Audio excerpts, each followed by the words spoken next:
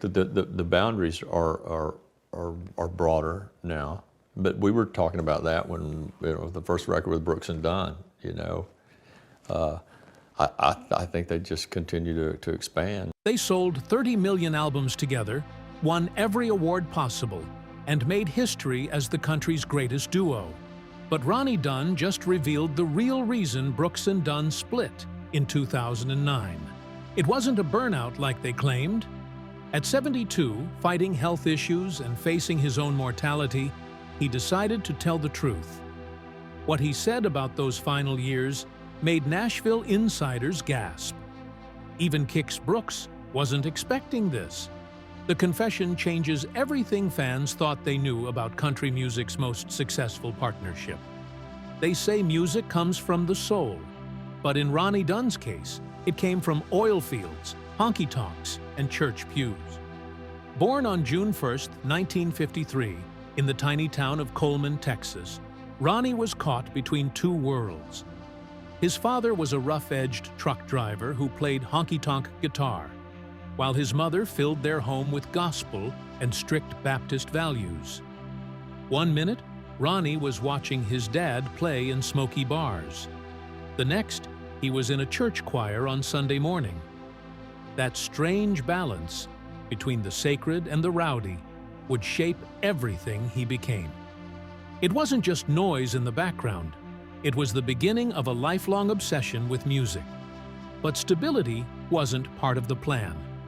Ronnie didn't just switch schools a few times. He moved so often that by the time he graduated, he'd been in 13 different schools across Texas and Oklahoma. 13. That meant 13 new sets of friends, teachers, rules, and local radio stations.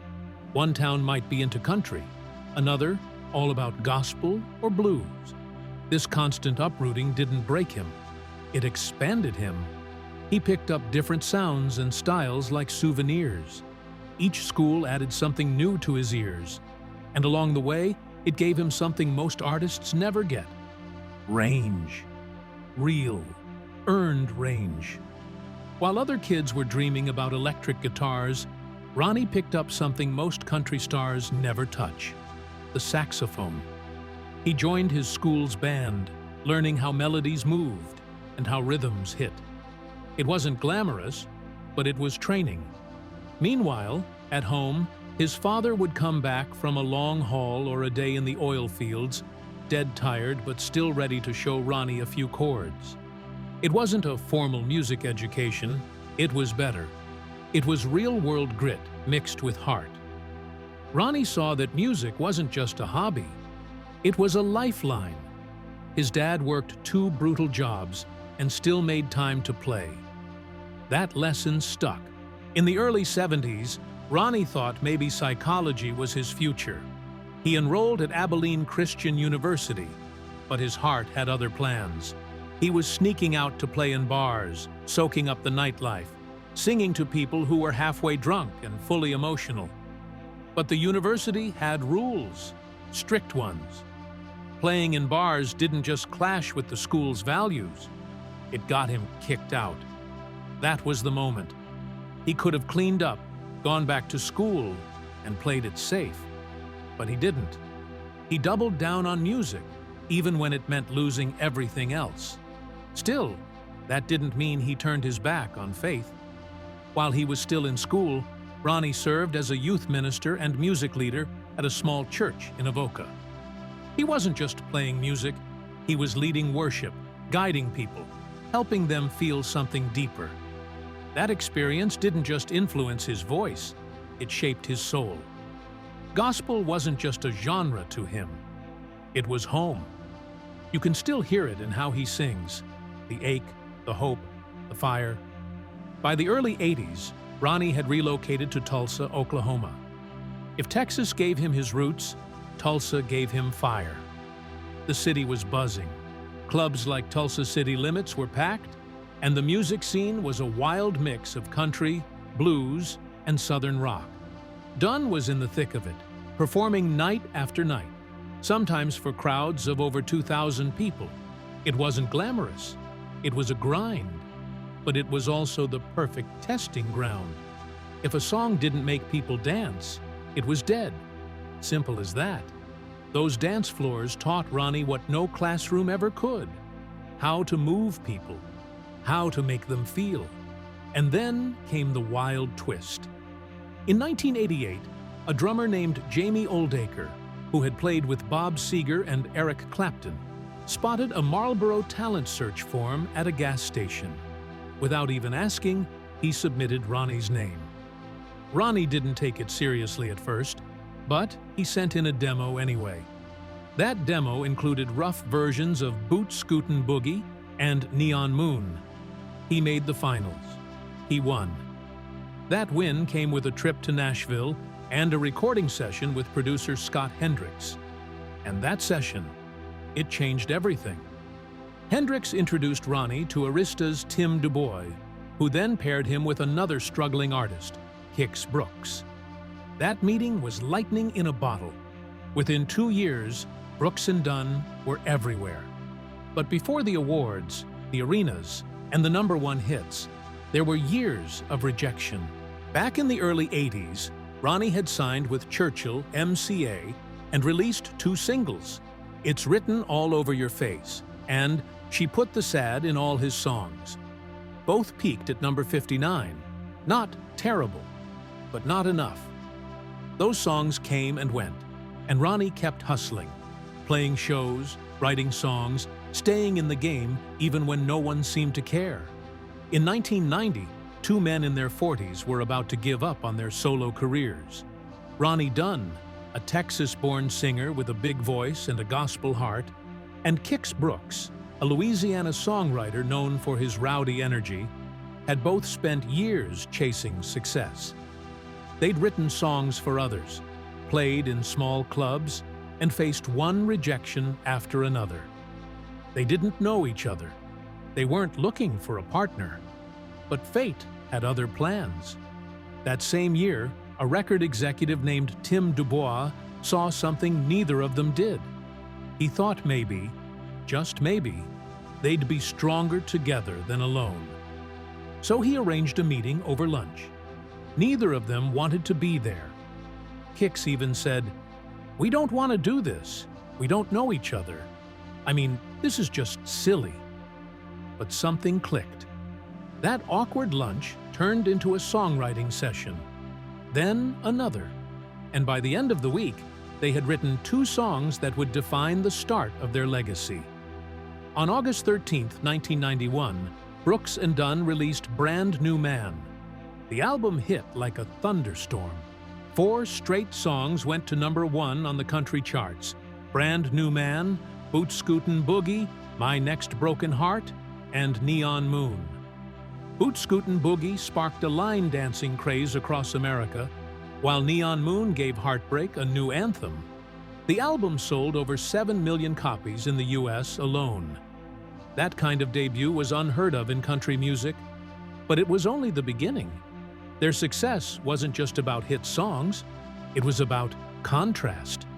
Ronnie had a smooth, emotional voice that could make any ballad feel like a prayer. Kix had grit, charm, and raw power. Their voices shouldn't have worked together, but somehow they did. Ronnie could carry a slow song, and Kix could light up a stage. Together, they covered nearly 3 octaves, blending emotion and energy in a way no one else could. Even their writing was fast and electric. Within days of meeting, they had already written Brand New Man and My Next Broken Heart. Ronnie wrote Neon Moon and Boot Scootin' Boogie by himself. It was like they had waited their whole lives for the right creative match, and finally found it. As their fame grew, so did their awards. Brooks and Dunn sold over 30 million records worldwide. That made them the best-selling country duo in history and the highest-selling duo in any genre. They won 30 Academy of Country Music Awards and 18 Country Music Association Awards. From 1992 to 2006, they were named CMA Vocal Duo of the Year 14 times in a row, missing only 1 year. Nobody's ever come close. Year after year, new artists showed up, tried their luck, took their shot. But none could take down Brooks and Dunn. They held on through the changing tides of country music, standing like a mountain in a storm. It wasn't luck. It was raw talent, hard work, and Dunn's voice that filled every arena to the back row. Their numbers were just as unreal. Together, they released albums like Brand New Man and The Long Haul, each going multi-platinum. That's millions of copies flying off shelves. And the hits? 24 #1 songs. Not a few, not 10, 24. My Maria lit up the charts in 1996. Ain't Nothing About You became the most played song of 2001. Red Dirt Road didn't just play. It echoed through an entire generation. One song after another, they dominated radio. Every release felt like a guaranteed hit. Ronnie Dunn wasn't just a singer. He was a machine, delivering anthem after anthem.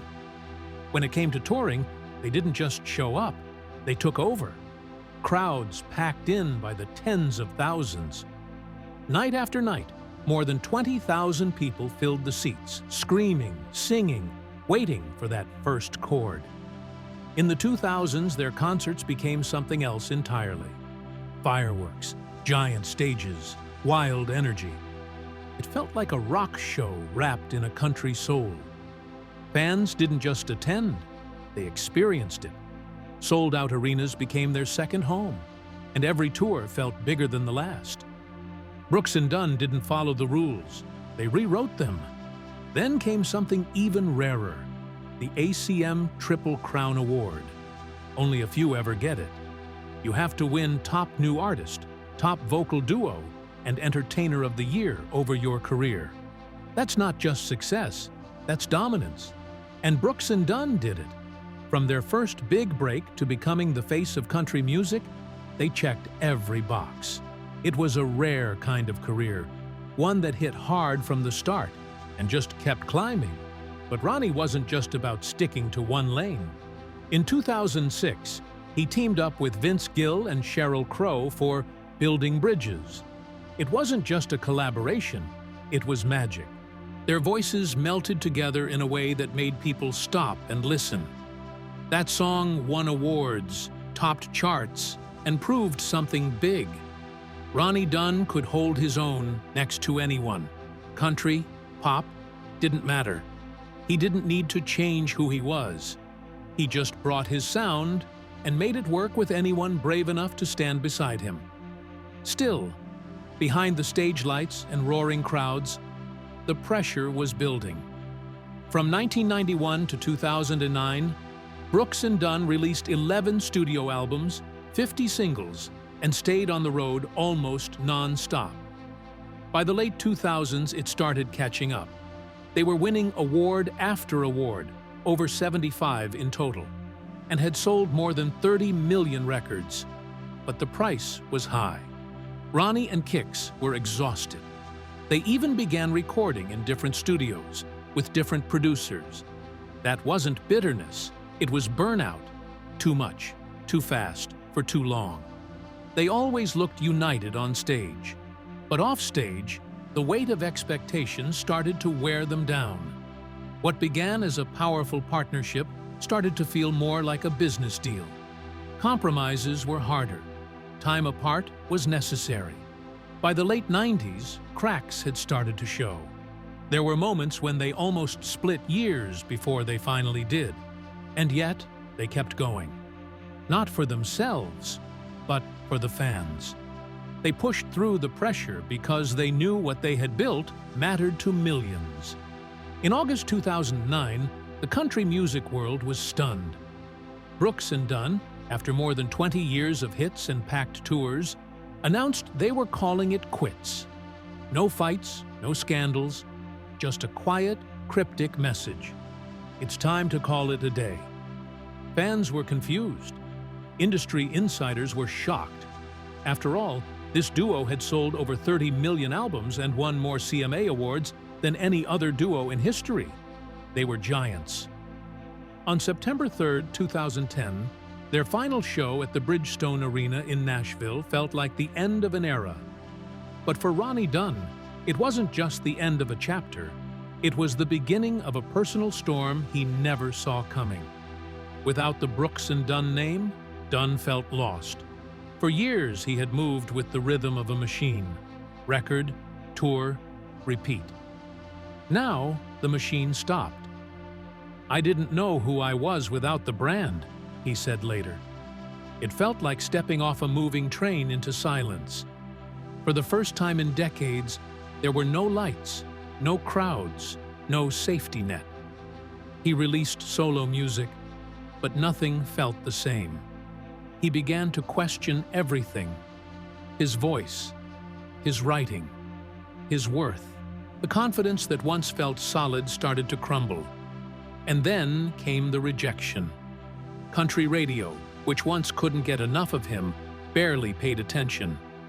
The charts were now filled with younger names, new faces, new sounds. Dunn was no longer the voice of the moment. Radio wasn't embracing him, one insider recalled, and it hurt. Badly. Not because he needed fame, but because he felt like he didn't matter anymore. He called it the darkest period of his career. For a man who had helped shape the sound of modern country, being pushed to the side cut deep. The silence got louder. For a man used to living in the spotlight, being alone was unfamiliar and painful. He admitted that he felt like it might all be over. "I thought maybe that was it. Maybe I already had my moment," he said. That thought terrified him. He stopped writing for radio and started writing just for himself. And in that stillness, something began to shift. The music started sounding like him again, raw, real, and full of soul. After spending decades as one half of the legendary Brooks and Dunn, Ronnie Dunn made a bold move in 2011. He stepped into the spotlight alone for the first time in his career. His solo debut album, simply titled Ronnie Dunn, came out on June 7, 2011, and it didn't just make noise, it exploded. The album shot straight to #1 on the Billboard Top Country Albums chart and landed at #5 on the Billboard 200. In its first week, it sold more than 45,000 copies. The lead single, Bleed Red, became a surprise hit, climbing to #10 on the Billboard Hot Country Songs chart. Even more surprising? Dunn didn't write the song himself. That was rare. But its message, unity, forgiveness, healing, hit a nerve. America was still struggling in the wake of a deep recession. People needed something honest. And Dunn delivered it with a voice that hadn't lost an ounce of power. Instead of playing it safe, he pushed further. In 2014, he released peace, love, and country music, and he did it all on his own terms. The album was wild. It mixed country with rock, blues, even electronic dance music. One song, Country This, had a dubstep drop. Nobody saw that coming.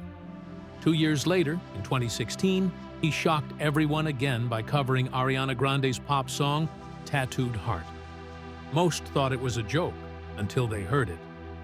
The album also included collaborations with old friends like Reba McEntire and even Kix Brooks. Then, in 2020, he released Redone, a covers album that paid tribute to his heroes. He sang everything from Tom Petty to George Strait. 3 albums, 3 bold swings, each one proof that Dunn wasn't afraid to shake up country music, even if it meant ruffling feathers. To pull it all off, he had to take a risk that most artists his age would never dare. In 2014, he walked away from the major label system and launched his own label, Little Will E Records. The name came from his dad's nickname, a small personal tribute wrapped in a big professional risk. But Dunn didn't just want freedom, he needed it. Under his own label, he finally had full creative control. No corporate filters, no executive approvals. He distributed his music digitally, directly to fans, even skipping traditional stores. It was a radical move, especially in Nashville, but it worked. That independence gave him room to breathe and to create without compromise. Still, nothing about the solo path was easy. After his first album, Dunn hit a wall. Arista Nashville, the label he'd worked with for years, went through a massive restructuring. Suddenly, Dunn didn't have the same promotional power behind him. Country radio stations treated him like a newcomer. Programmers who had once praised him now gave him the cold shoulder. He was 58 and starting over. And in an industry obsessed with youth and trends, that was brutal. Even with his name, his voice, and his history, he struggled to get airplay. It was a hard truth. Fame doesn't protect you from being forgotten. After their split in 2010, Brooks and Dunn were done. But in December 2014, something changed. A surprise announcement stunned the country music world. Kix Brooks and Ronnie Dunn would reunite with Reba McEntire for a Las Vegas residency. They called it Together in Vegas. When the show launched at the Coliseum at Caesar's Palace in June 2015, it was like time rewound. The chemistry between them was still there, stronger than ever. People rushed in to see it. More than 300,000 tickets were sold, and by 2017, it had brought in over $50 million. Fans weren't just watching a concert, they were watching history get rewritten. Even Rolling Stone said the shows had electric nostalgia. It wasn't just a comeback, it was a statement. And it opened the door for other country stars to follow them to Vegas. But they didn't stop there. In 2019, they did something most legends avoid. They changed their sound. The album was called Reboot. Instead of repeating old hits, they reimagined them.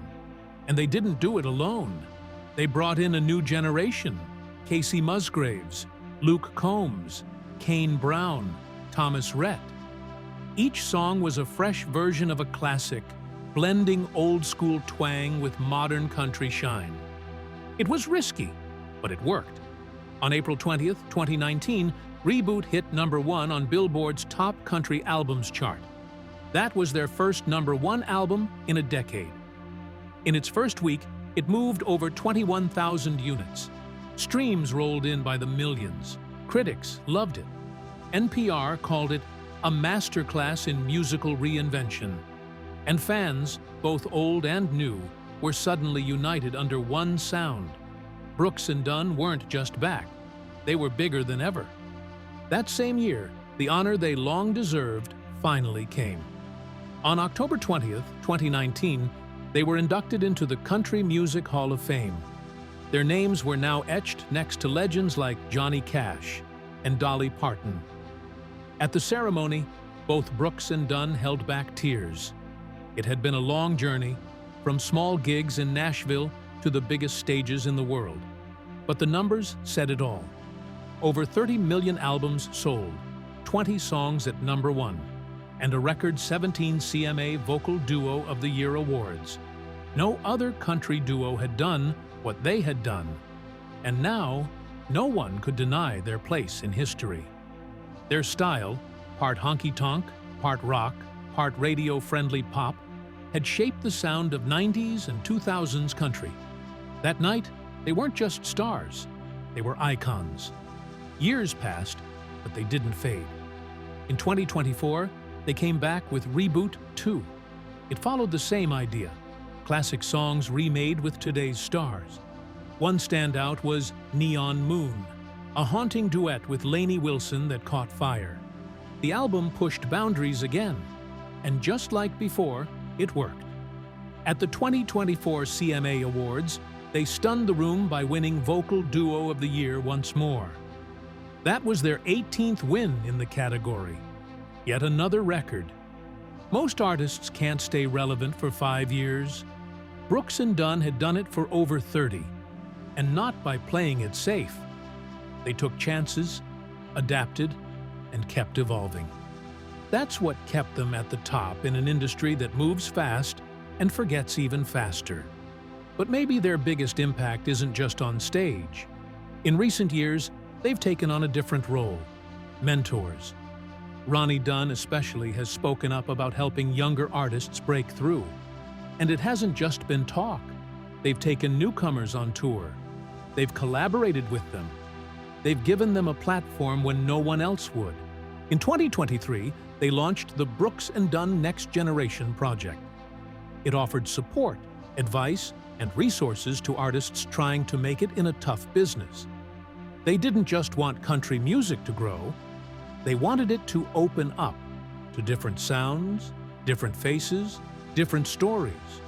Rolling Stone called them leaders, not just because they sold records, but because they made space for others to rise.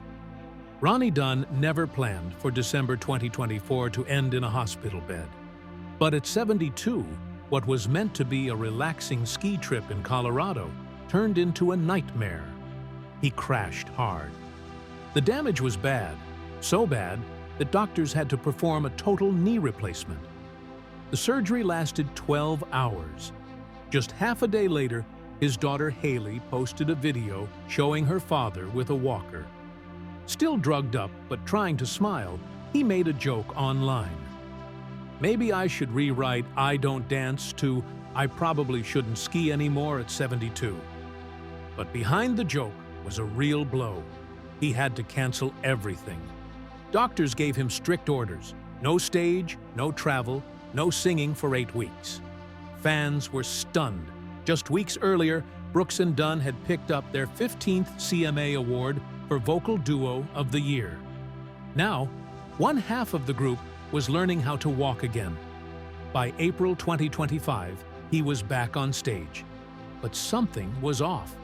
On April 3rd, in Indianapolis, during a sold-out show, Ronnie was singing "Boot Scootin' Boogie" when he suddenly stopped, right in the middle of the encore. He looked out at the crowd, said, "Sing it if you know it," then waved, touched his chest, and walked off. No goodbye.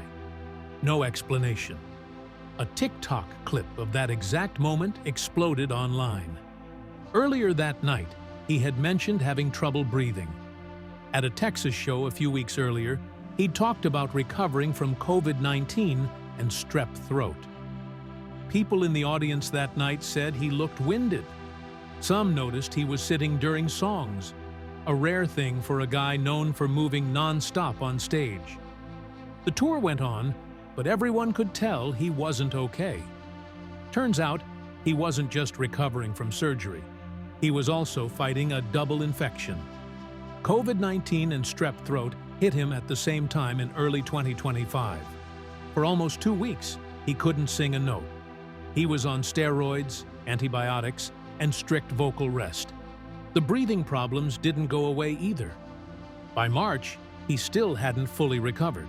In one interview, he admitted, "I'm still fighting some respiratory issues from COVID." At his age, after knee surgery, getting hit with both viruses felt like the universe was ganging up on him. Fans were worried. Fellow musicians started posting messages of support. Everyone knew how rare it was to get both illnesses at once, and how dangerous it could be. As spring rolled on, fans began to notice something that hadn't happened in 30 years of Brooks and Dunn concerts. Ronnie Dunn was sitting. A lot. In videos from their 2025 shows, he's seen on stools, leaning on speakers, catching his breath. The crowd noticed too. On social media, people wrote things like, "He muscled through it," "He was hurting," and "He sounds like he's out of breath." These weren't just off nights. This was a different version of Ronnie, a quieter, slower, more fragile one. But he kept showing up. Even when his voice cracked or his legs gave out, he didn't quit. Eventually, he spoke up. Online, in interviews, he told fans the truth.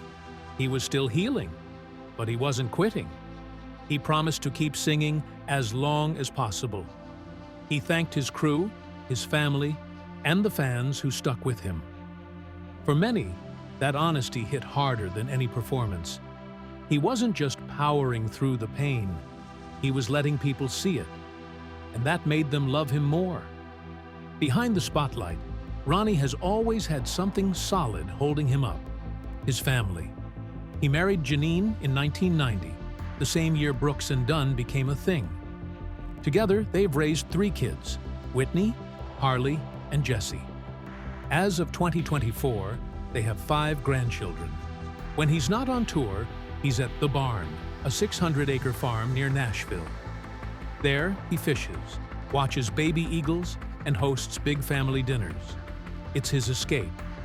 Janine, who was widowed before she met him, has been his rock for decades. When Brooks and Dunn took a break, it was Janine who pushed him to try a solo career. He's always said that without her, none of it would have worked. And when their daughter survived cancer, they became even closer. Through all the fame, they've stayed grounded. Rare for anyone in music. His music career speaks for itself. Over 30 million records sold, 24 #1 hits, 30 ACM awards. And the Halls of Fame? He's been inducted into the Arkansas Entertainers Hall of Fame, the Country Music Hall of Fame, and in 2025, the Oklahoma Hall of Fame. At each event, he stands in awe, humbled, grateful, often emotional. During one speech, he even thanked his therapist. Because for Ronnie, it's never just been about the music. Photography became his second passion. The Lensman Project isn't just a hobby. It's a serious side of him. He captures wide-open plains, cowboy life, wildlife. His images have made it into magazines, galleries, even the Country Music Hall of Fame.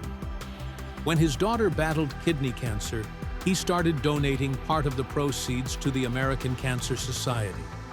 During the pandemic, he spent more time outside with a camera than a microphone, and somehow he found peace in the stillness. More recently, he's turned his spotlight toward mental health.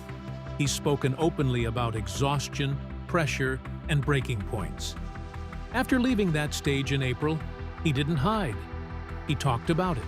He said he needed rest. That moment made other musicians listen. He's part of Heal the Music Day and supports the Music Health Alliance. And for someone who built a career on strength, it was his honesty that showed people what real strength looks like.